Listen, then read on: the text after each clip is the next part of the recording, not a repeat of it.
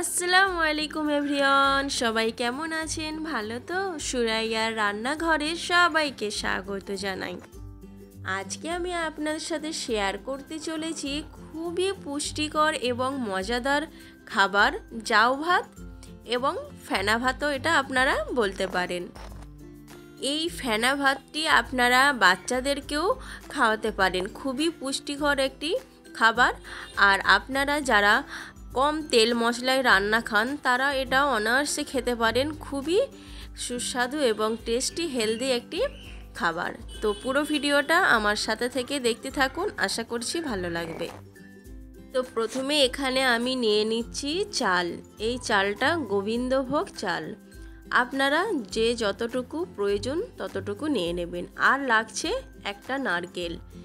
এটা নারকেল ছাড়াও এই ফেনা ভাতটি খেতে ভালো লাগে, তবে নারকেল দিলে খেতে একটু বেশি ভালো লাগে।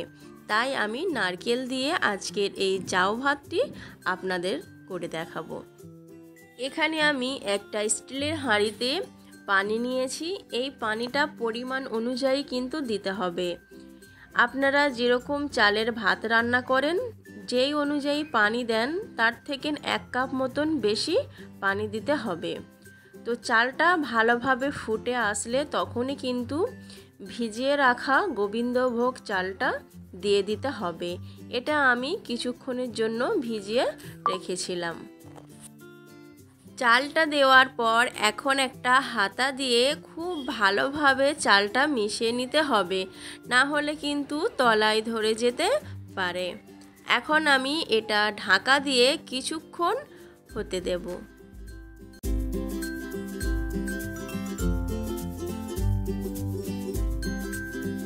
ভাতটা কিন্তু খুব ভালোভাবে ফুটে উঠেছে।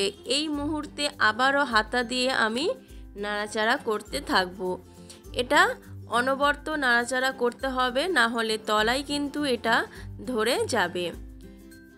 এখন আমি 3টে তেজপাতা ধুয়ে ভাতের মধ্যে দিয়ে দিলাম। আর দিয়ে দেব 1 টেবিল চামচ লবণ। লবণটা আপনারা স্বাদ অনুযায়ী দেবেন।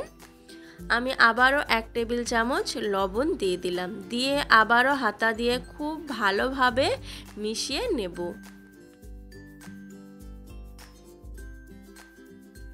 এখন দিয়ে দিচ্ছি কোরানো নারকেল। কোরানো নারকেলটা ভাতটা যখন 80% মতন রান্না হয়ে যাবে তখনই কিন্তু কোরানো নারকেলটা দিতে হবে।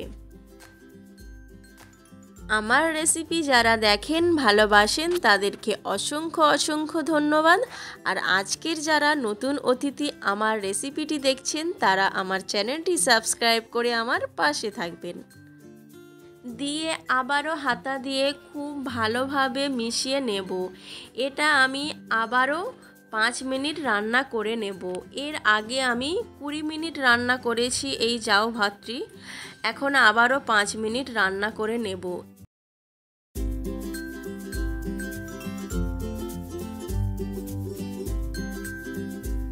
এই রেসিপিটি আমার অনেক দিন আগেরই করা, কিন্তু সময় হয়ে ওঠেনি, তাই এডিট করে রেসিপিটি আপলোড করা হয়নি।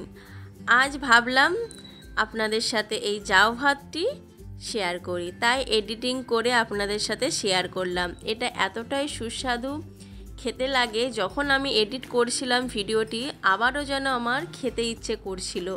এই জাউ ভাতটি এখন কিন্তু হয়ে গেছে। আমি একটু চেক করে নিলাম কতটা সিদ্ধ হয়েছে। একদম পারফেক্টভাবে জাউ ভাতটি রান্না হয়েছে। এখন আমি চুলা থেকে নামিয়ে গরম গরম সার্ভ করে আপনাদের সাথে শেয়ার করব।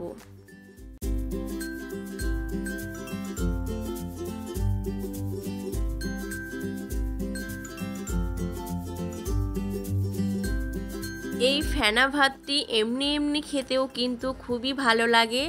আমি একটু আলু মাখা এবং একটি ডিম সিদ্ধ নিলাম খাওয়ার জন্য। আপনাদের কাছে কেমন লাগলো আজকের এই জাউ রান্নার রেসিপিটি? যদি ভালো লাগে লাইক কমেন্ট করে শেয়ার করবেন। আর আমার চ্যানেলে নতুন বন্ধু হয়ে থাকলে চ্যানেলটি সাবস্ক্রাইব করে আমার পাশে থাকবেন। খোদা হাফেজ।